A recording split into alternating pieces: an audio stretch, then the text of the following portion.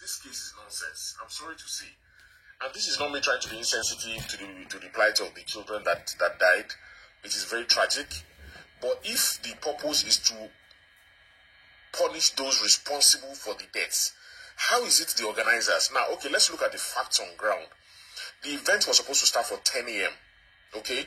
The security personnel was supposed to arrive for 8. The venue was locked. All right? And it wasn't meant to be open till the security personnel arrived by 8 for an event that was supposed to start at 10. Now, from what we have, from the reports we have, people came overnight. People had already started arriving overnight and were throwing their children over the fence into the compound. I saw one very tragic one, that one of the children that it was, as the mother threw the child over the fence, as the child landed, he or she, I don't know, hit his or her head and died instantly. Overnight. So, I don't understand. So, how is this the fault of the organizers exactly?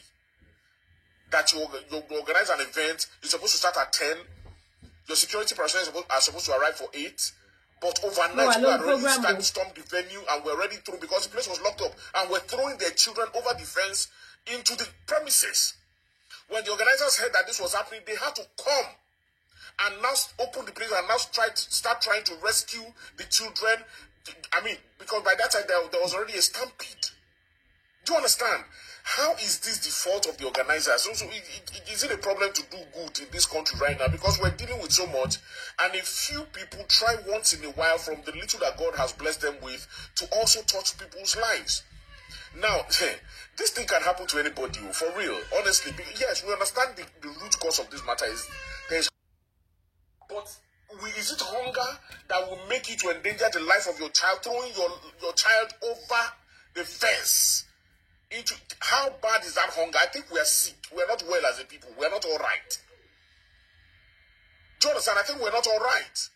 And if you look at these people that are guilty of this, these people that were throwing their children, it's not like they don't have food to eat. I mean, I know that things are bad, but if we investigate each and every one of those people, it is not that it is so bad that they do not have anything to eat at all, as in they are totally gone. Do you understand? Because what exactly did they want to give you that you felt the life of your child, I mean, didn't have meaning enough for you to throw the child over the fence?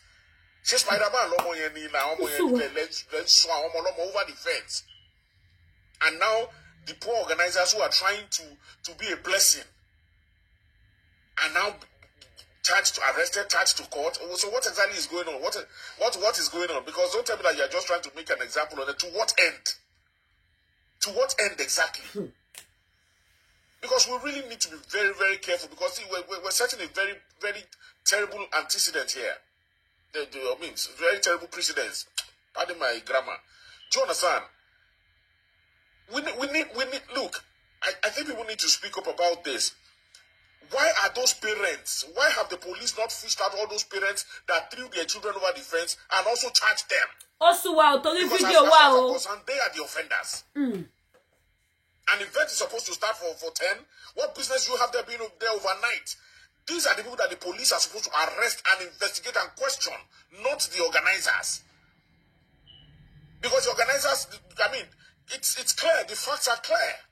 I just hope they have good lawyers, because as far as I'm concerned, this case, I mean, I'm not a lawyer, or I'm not in a position to, like, I'm not trying to, but come on now. Come on. Maybe we all look this matter now. I think it's very fair for Prophetess Naomi to be remanded, for Uriyomi Hamzat to be remanded on this matter. I think it's very, very unfair, and I think people need to speak up. Do you understand? I think people really need to speak up, because our government needs to do better. You don't just say because you are trying to look good to the people and you want the people to feel that you are doing something, you are being proactive. So you now trample on the rights of citizens, or you now abuse the rights of people who have done no wrong. Please, this is wrong, and something needs to be done. These people should be set free. They should be released. And let those parents who threw their children over the fence be arrested and be prosecuted. Those are the real offenders. Mo kí gbogbo ẹ̀yin ìyá yín bàbá jákèjádò gbogbo bí tẹ́ bá ti wò mí káàkiri àgbáláyé. orúkọ tí tèmi ò yí padà Lady K Ìfẹ́olúwa the baby of Yorùbá nation. Èmi náà ni wọn nífẹ̀ẹ́ lómi ṣe mí. Mo gbàládùra yìí náà mo ò ní jó ẹnikẹ́ni nínú wa o. Gbogbo ojú tó ń wò mí, etí tó ń gbọ́ mi, a ní fojú sunkún ọmọ. Ìbànújẹ́ ó kéré ó tóbi kò ní kángun sílé wa. Ọ̀rọ̀ tó wà ńlẹ̀ yìí, ẹ̀yin èèyàn ó ti kọjá bá ṣe rò ó. Ó ti kọjá bẹ́ẹ̀ o. Ṣùgbọ́n inú mi dùn wípé àwọn tí wọ́n mọ òtítọ́ wọ́n sọ òtítọ́. K'Ọlọ́run wá jẹ́ kí Queen Naomi àti Alhaji Oríyọmí Hamzat kí wọ́n rí ìdájọ́ òdodo.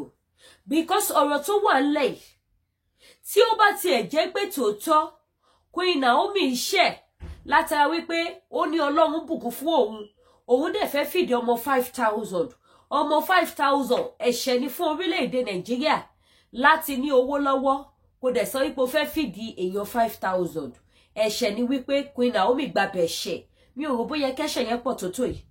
Ọmọbìnrin yẹn lọ́wọ́lọ́wọ́ bá ṣe ń sọ̀rọ̀ ó ti wà ní ẹsẹ̀ kan ayé ẹsẹ̀ kan ọ̀run. Kí ni ẹ̀ṣẹ̀ ọmọbìnrin yẹn? Gbogbo wa láti rí fídíò. Yorùbá Ọlọ́run ló máa ṣàánú wa. Because this same thing ṣẹlẹ̀ l'Anambra o. Ìjẹ́gbọ́n kankan pa ẹ̀. Ó ṣẹlẹ̀ l'Abuja o. Ìjẹ́gbọ́n wípé àwọn tó ṣẹlẹ̀ sí l'Abuja wọ́n ti kó wọn sọ́gbà ẹ̀wọ̀n. Àwọn ọmọdé má kú ní t'Abuja náà. Ti Anambra, àwọn ọmọdé náà má kú níbẹ̀. Ìjẹ́gbọ́n kankan nípa àwọn yẹn. Why we Yorùbá èyí tó yẹ ká jọ fìmọ̀ ṣọ̀kan. Ká bẹ́rọ̀ wí, ká bẹ́rọ̀ wí, ká sọ òtítọ́ rọ̀. Kí ìyà ẹ̀ṣẹ̀ Naomi kó tiẹ̀ má tó nǹkankan because kò lè mọ̀ kó fẹ́ sọ̀rọ̀ sínú àdánwò ayérayé o. Kò lè mọ̀ kó ṣe ohun tó ṣe yìí o. Kò lè ní intention wípé ṣe lòun fẹ́ pa èèyàn o. Ẹ má bínú. Pẹ̀lú gbogbo ẹ̀yin wòlíì èké tẹ́ sọ wípé ṣe ni Naomi lò wọ́n, gbogbo yín ni mo sì máa wá fún ní blálà ọ̀rọ̀. Àbọ̀ wá bá gbogbo títí yín ṣùgbọ́n kálákátá lọ́dọ́ ká tó fàbọ̀ fẹ́ dìyẹ. Naomi ò lè mọ̀ọ́mọ̀ kó borúkọ ara ẹ̀ jẹ́ o. Abẹ́rò borúkọ gidi nìkan tó ṣẹlẹ̀ sọ́mọbìnrin yẹn ni. Nísìnyí ọmọbìnrin sí ó wà lẹ́sẹ̀ kan ayé ẹsẹ̀ kan ọ̀run. A kú ní ayé ní Ọlọ́run nìkan ló mọ̀. Agbára wo ni Naomi ní? Ọjọ́ orí wo ló ní tó fẹ́ fi gbé gbogbo nǹkan tó ṣẹlẹ̀ sí? Kí ni èjì Naomi? Ọmọ 31 years. Agbára wo ló ní, ọkọ̀ wo ló ní tó máa fi pa àwọn èèyàn ní ìpakúpa? Ẹ wá jẹ́ káwa èèyàn ká tún wá rò dáadáa. Ẹ̀yin èèyàn ẹ má jẹ́ ká ti torí bóyá ètì Naomi because mo ti wá lọ káàkiri ìsìn, mo ti nájà lórí social media. Mo ti rí pàwọn ẹlòmíì kọ́ ètì ẹ̀ tó jẹ́ pastor. Yes, gbogbo ẹnu ni mo lè fi sọ. Àwọn ẹlòmíì ètì wípé ó jẹ́ pastor, ó dẹ̀ fi Ọọ̀ni of Ifẹ̀, ó kọ Ọọ̀ni of Ifẹ̀ sílẹ̀. Ṣé Ọọ̀ni of Ifẹ̀ nìkan bóun ṣèdájọ́? Ohun tó ju Naomi rí ṣé nítorí pé kí ni Ọlọ́run fún ọmọ yẹn ní ẹ̀bùn àgbà tí ó lè pariwo síta. Gbogbo ẹ̀yin obìnrin tẹ́ ẹ pariwo wípé Naomi ló kọ Ọọ̀ni of Ifẹ̀, ṣé ẹ mọ ohun tó ju ọmọ yẹn rí tó dẹ̀ ṣe ẹnu ẹ̀ báyìí tó dẹ̀ lọ in peace? Kò lọ in pieces o. Ojú gbogbo wa lórí social media yìí ló ṣe o. Nígbà tí Queen Wúràọlá tí Wúràọlá máa lọ o, gbogbo ohun tó ń ṣẹlẹ̀ nínú palace ẹ̀yin èèyàn ni Wúràọlá pariwo síta o. Báwọn ẹ̀gbọ́n Ọọ̀ni of Ifẹ̀ ò ṣe dáa, bọ́ọ̀ni of Ifẹ̀ ṣe kóbìnrin bówó ò ṣe gbádùn ọkọ òun, gbogbo ẹ̀ máa ní Wúràọlá sọ síta nígbà tó ń lọ.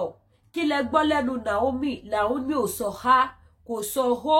Ọmọ ọlọ́mọ rọra gbọ́ bàtẹ́ pẹ́pẹ́pẹ́, ó rọra kángára ẹ̀ ó bá tiẹ̀ lọ. Ṣùgbọ́n ẹ̀yin kan títí tó rí wípé Queen Naomi fi bàbá wa Ọọ̀ni of Ifẹ̀ sílẹ̀, òun ló fà tẹ́ fi ń tákù ẹ̀, tó sì jẹ́ pé bẹ́ ṣe ń tákù ẹ̀ lẹ́ńkọ́ná sí pẹtrólù o. Ẹ jẹ́ ká bẹ̀rù Ọlọ́run àwọn ọmọ Yorùbá o. Nígbà téèyàn pe event ní aago 10, ṣebí gbogbo wa inú ọ̀la láwọn tó máa ń ṣènáwó lákàtà táwọn bá tiẹ̀ ṣènáwó. Tí a bá fẹ́ ṣe ìnáwó, ibi tá fẹ́ fi ṣe ìnáwó, a máa ti sọ fún wọn pé yago báyìí la máa bẹ̀rẹ̀ o. Tó bá ti di yago báyìí wá bẹ̀rẹ̀ sí ní máa kó ṣàwà kó gbá wá kókòkò bàbá ṣàsùn wá o láti wá bẹ̀rẹ̀ pàtí o. Àbí bẹ́ẹ̀ kọ́ ni ẹ̀yin ìyá mi, ẹ̀yin bàbá mi, ẹ jẹ́ ká jọ sàsọyé pọ̀ dáadáa lórí ọ̀rọ̀ yìí. Ọ̀rọ̀ ìjà kọ́ leléyìí o, kó lóòtítọ́ má bá kú sípò ìkà o, nítorí ẹnìkan nítorí ọ̀la ni o. Tí a bá wá ṣe yẹn tán, tá bá la lọ gba security, wọ́n béèrè ó pé ìgbà wo ni kí security dé ta ló ní ọkàn ṣé Naomi àti gbogbo àwọn ẹbí ẹ̀ ṣé wọ́n lè ní lọ́kàn wípé àwọn èèyàn máa wá sùn bí event mọ́jú ibi tó ti lọ búkù security wọ́n bí léèrè pé aago mélòó lẹ fẹ́ káwọn ọlọ́pàá dé á dé ṣàlàyé fún wọn pé aago 10 la máa bẹ̀rẹ̀ party o káwọn ọlọ́pàá dé láago 9 o bọ́mọbìnrin yẹn ṣe nìyẹn o wọ́n á dẹ̀ sign ẹ̀ wá tọwọ́ bọ̀wé Naomi ò lè wo sùsùn kó ní káwọn èèyàn wá sùn bẹ̀yẹn mọ́júmọ́ o nínú ẹ̀fọ́ nínú òtútù o gbogbo àwọn tó lọ sùn bẹ̀yẹn mọ́jú ló yẹ ká bá wí o tá bá bẹ́rọ̀ wí ká bẹ́rọ̀ wí o gbogbo àwọn tí wọ́n kó ọmọ wọn lọ sínú atẹ́gùn ní ìta gbangba ẹjá panupọ̀ ká bá wọn wí tí wọ́n tún wá dúró lẹ́gbẹ̀ẹ́ kan ẹ tún wá wo àwọn tó ti débẹ̀ látago 3 òru ṣebí gbogbo ẹ̀ ní fídíò evidence wà gbogbo ẹ̀ ní fídíò evidence wà Naomi àti ìyá ẹ̀gbọ́n ṣì wà lóòtẹ́ẹ̀lì ibi tó lọ́ọ̀jì sí tó ṣe ìsùn gbogbo àwọn tó máa ṣe jíjẹ mímu sísọ gan wọ́n ṣì wà níbi tí wọ́n ń sùn o tí wọ́n ti fi fóònù pè wọ́n lágo 5 òru o wípé àwọn èèyàn ti tẹra wọn pa ò tí gbogbo ẹ̀ dẹ̀ ní fídíò evidence o tí fídíò wà o irú ebi wo ló pa àwọn èèyàn tó bẹ́ẹ̀ tí wọn ò save life àwọn ọmọ wọn nílùú tí kidnapper ò jẹ́ kéèyàn gbádùn kéèyàn wá máa kó ọmọ nítorí abọ́ rẹ̀ sì kan jẹ́wélé lójú títì lágo 5 òru nílùú tí ò sí security kò síná kò sọ́nà ọ̀nà ò dá ẹyẹ èèyàn ẹ jẹ́ ká bẹ̀rù Ọlọ́run lórí ọ̀rọ̀ Naomi o ẹ jẹ́ ká bẹ̀rù Ọlọ́run lórí ọ̀rọ̀ Naomi o this is bad o mi ò gbé èbò this is too bad o ó burú jáì ẹ wo ipò tí ọmọ ọlọ́mọ wà ẹ wo ipò tí ọmọ ọlọ́mọ wà irú tó ti ń ṣe bọ̀ láti 10 years kó tó fẹ́ bàbá wa Ọọ̀ni of Ifẹ̀ òun ni Queen Naomi ti ń ṣe kinní yìí o ẹ lọ wo history ọmọbìnrin yẹn o pẹ̀lú gbogbo ẹ̀yin tẹ́ ń go against ẹ̀yin tẹ́ ń sọ̀rọ̀ sí tẹ́ ń sọ wípé pastor ní kí ló lọ wá nílé òòṣà ẹ̀sìn tó ń ṣe ẹ̀sìn àjòjì ní tó ní kálukú ṣàṣọ oníṣiríṣi bí pastor ṣe ń takò báwọn Christian ṣe ń takò làwọn oníṣẹ̀ṣe ń takò ní gbogbo yín ń takò tí ẹ wá rò pé gbogbo ilé ìgò lè jẹ́ kó ọmọbìnrin yẹn para ẹ̀ tí Naomi bá kú kí ló fẹ́ jẹ́ èrè yín tí Naomi bá kú ṣé gbogbo àwọn ọmọ tó ti kú yẹn sì ṣó máa dá wọn padà ni kò sẹ́ni tó máa sọ wípé kò dùn òun àfi ọ̀dájú ọmọ abiyamọ because àwọn ọmọ tó kú yẹn sì kò sẹ́ni tó mọ president nínú wọn lọ́la kò sẹ́ni tó mọ senator gbogbo afẹ́gbà Yorùbá nation afẹ́gbà Yorùbá nation ṣáàtì mọ̀ bóyá àwọn generation tó máa gbà fún wa nìyẹn ṣe bí gbogbo wọn gbìyànjú ni èmi máa ń sọ fún yín all the time lórí platform tèmi èmi mọ̀ pa máa gba Yorùbá nation ní mi ò mọjọ́ bọ́lá ó bá sọ wípé ó níbi táwa ìta máa bá ṣẹ́yẹ dé táwọn ẹlòmíì máa gbé ọ máa gbé àwọn kò ló lóhun that is why tèmi ò ṣe kí bá wọn jẹ́jẹ́ ìsìn wípé àti mùsùlùmí àti kírísítẹ́nì àti oníṣẹ̀ṣe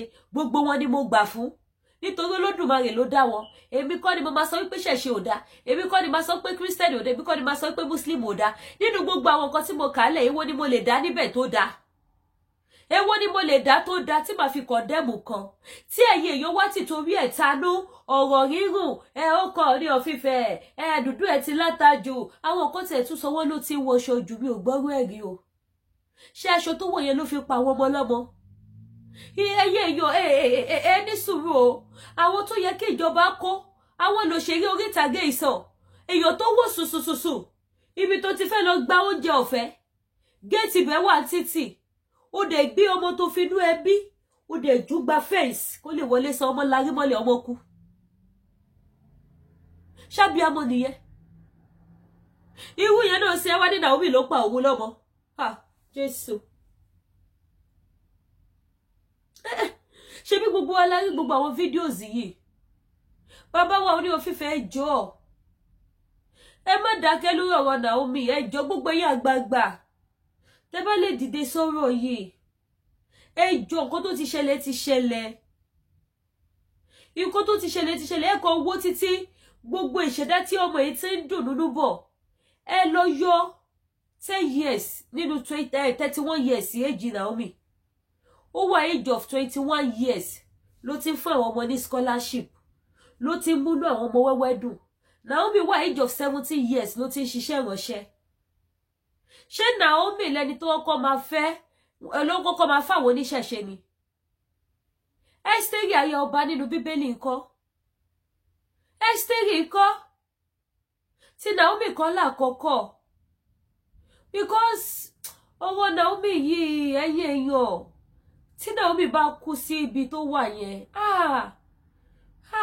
kò máa ní dáa, kò sẹ́ni tó máa ṣoore mọ́. Èyí tó ṣẹlẹ̀ nílẹ̀ Yíbò, gbogbo ẹ̀yin wèrè blogger Yíbò tẹ́ ṣe my people ìdókòmù ó ṣe ló yẹ kí gbogbo àwa ta ti ẹjọ́ ọmọ Yorùbá ká kọ́kọ́ bá àwọn people ìwí, ká bá wọn wí ká fòpin sí. This month my people it don't happen it don't happen for Ile-Ife.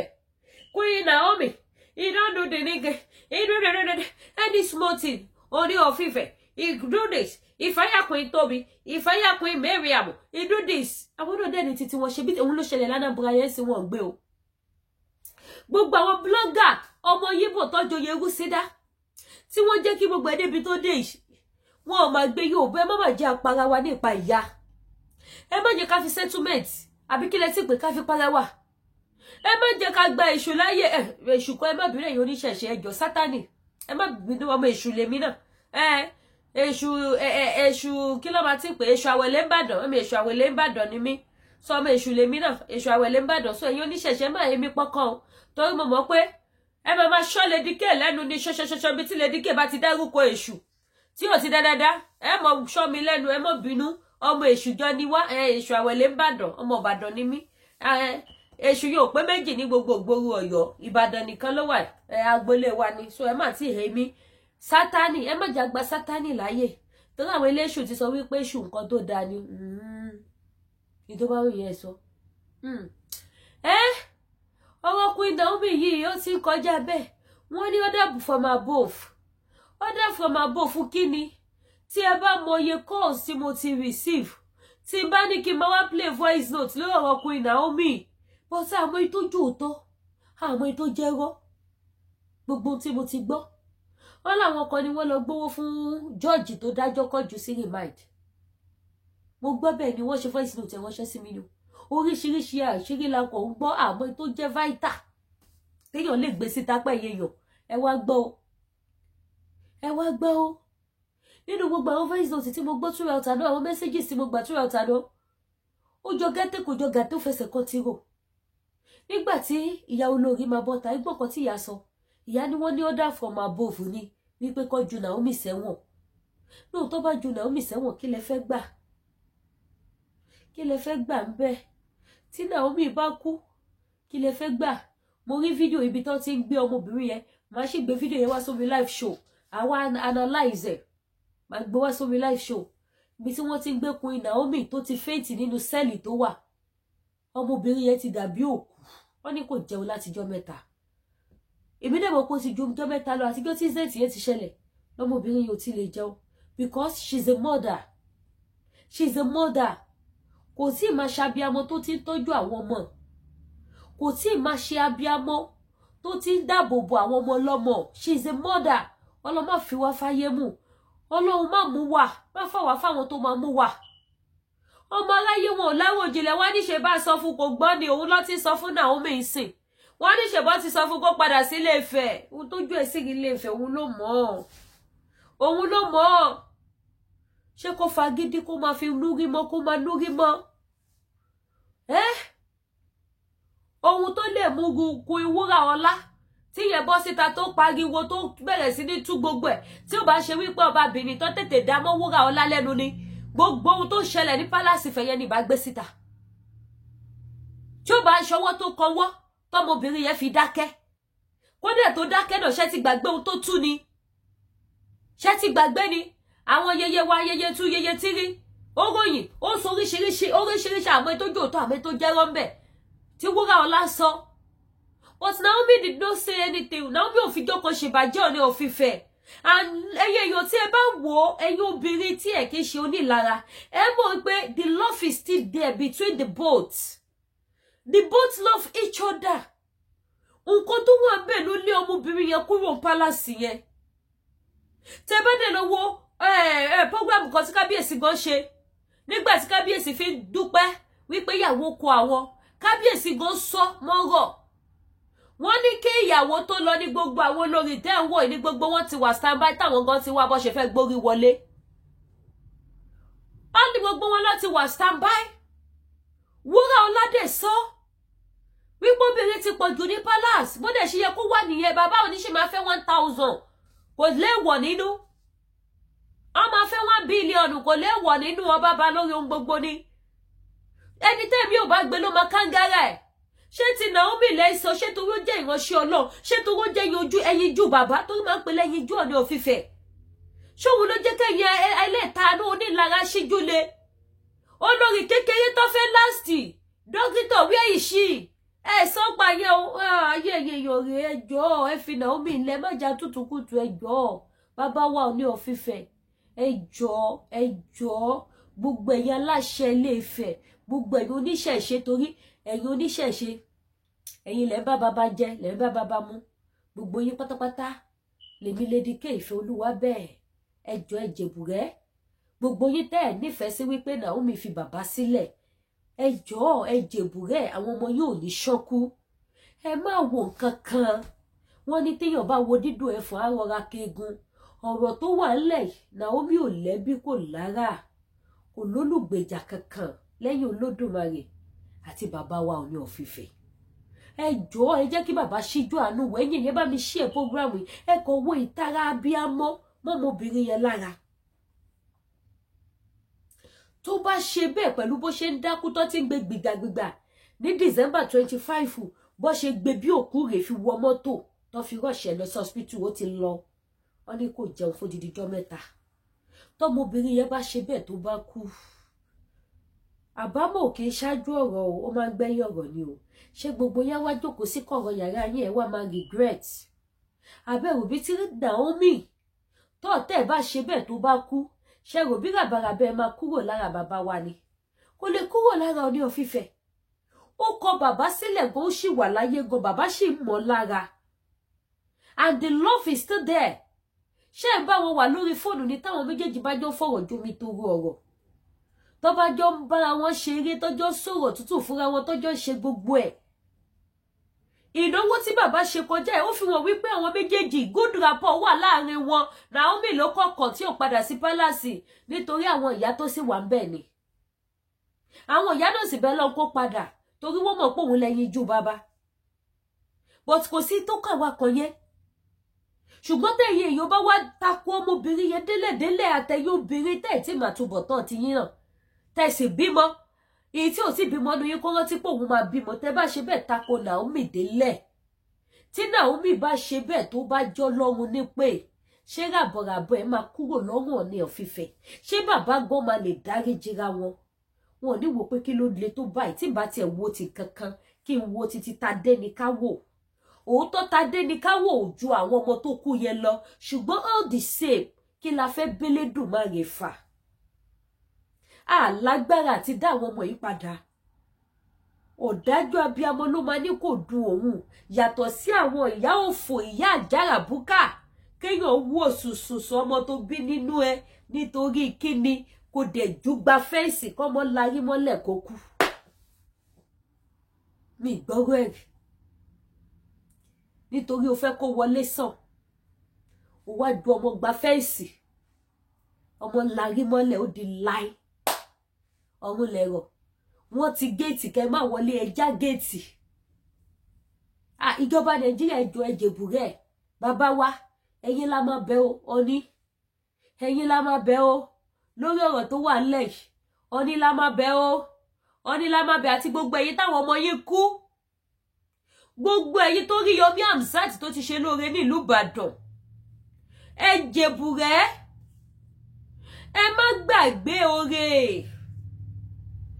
ẹ má gbàgbé gbogbo oore tí Yomi Amsat ti ṣe fún yín nílùú Ìbàdàn ẹ rántí ọjọ́ tí Amsat tó yọ yín nínú ìgbèkùn tó lomi jẹ́ yín nù tó pa yín lẹ́rìn ayọ̀ gbogbo ẹ̀yin onínúure ọlọ́kàn ire gbogbo ẹ̀yin abiyamọ ẹ jáde síta nílùú Ìbàdàn ẹ máa ké lóhùn rárá sí ìjọba lọ́rùn wípé gbogbo abiyamọ ìlú Ìbàdàn ti jẹ̀bùrẹ́ lórí ọ̀rọ̀ tó wà nílẹ̀ yìí ẹ gbà wípé my God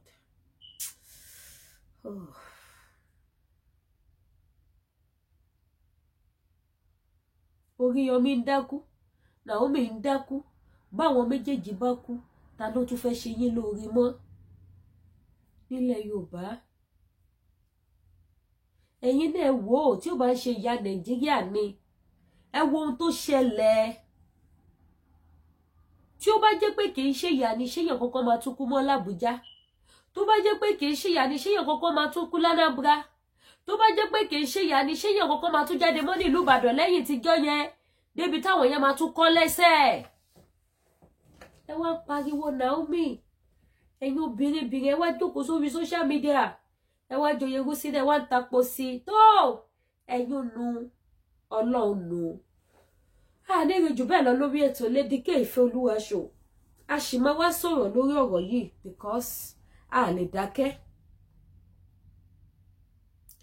lè dákẹ́ tó bá gba ká gbé gbogbo àwọn nǹkan tá ti ń gbọ́ wípé ohun tó fà á ní order from above ibi tọ́dà ti wá tó bá gba ká gbé síta á gbé síta orúkọ tèmi ò yípadà Lady K Ìfẹ́olúwa show the baby of Yorùbá nation ẹ má gbàgbé ọdún yóò yẹ ẹ wá bá mi ra aṣọ wà lọ́lọ́kọ̀ òjọ̀kan lóríṣiríṣi bẹ́ẹ̀ bá ṣe fẹ́ sí ni bẹ́ẹ̀ bá ṣe fẹ́ aṣọ sí ni aṣọ pọ̀ aṣọ yapa aṣọ pọ̀ ó pọ̀ yẹ́yẹ́yẹ́yẹ́ lóríṣiríṣi ojú òní tiwa ẹ ṣeun gan pẹ̀lú gbogbo àwọn product táǹtà ọdún ayọ̀ ni gbogbo wa máa ṣe o ọlọ́wọ́ lọ́jọ́ èní abáwa kó onínúure ọlọ́kànrin ẹni ire wa ọlọ́wọ́ abáwa kó yọ àti Queen Naomi àtàlájì Oríyọmí Hamzat àti principal Islamic High School ọlọ́wọ́ abáwa kó àwọn méjèèjì yọ láṣẹ Èdùmàrè ẹ ṣé gan mo dúpẹ́ ire o.